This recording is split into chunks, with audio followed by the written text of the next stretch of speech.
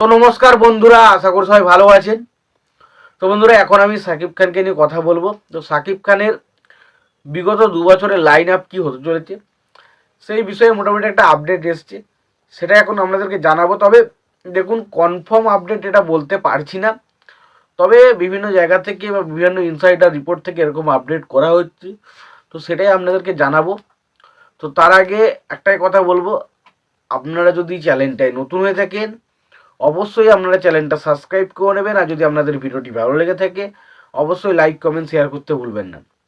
তো দেখুন, প্রথমত আমি যে কথাটা বলবো সেটা হচ্ছে সাকিব খানের 2025 এবং 2026-এর লাইন আপ কটা সিনেমা থাকতে চলেছে। তো 2025-এ 3টে সিনেমা থাকতে চলেছে এবং 2026-এও 3টে সিনেমা থাকতে চলেছে, এরকম একটা আপডেট আসছে। তো 2025-এ কোন 3টে সিনেমা থাকতে চলেছে আমরা সবাই জানি, বরবাদ, তাণ্ডব এবং তার পাশাপাশি একটা ছবি আসছে, সেটার নাম হচ্ছে অন্তরাত্মা। এরকম একটা ছবি কিন্তু এবছর আসতে চলেছে বলে আপডেট পাওয়া যাচ্ছে।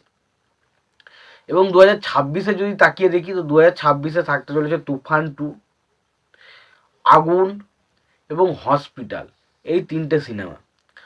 তো দেখুন, এর মধ্যে বরবাদ যা এই মুহূর্তে যা টিজার বার করেছে এবং পরিচালকটার উপর ভরসা লাগছে, তো এই ছবিটা শিওর শর্ট ব্লকবাস্টার হচ্ছে, এটা নিয়ে কোনো রকম কোনো ডাউট থাকার মনে হয় প্রশ্ন নেই।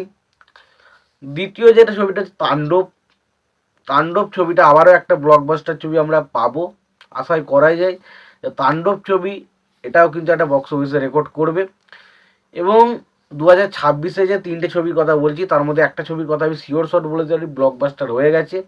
ছবির নাম হচ্ছে তুফান 2।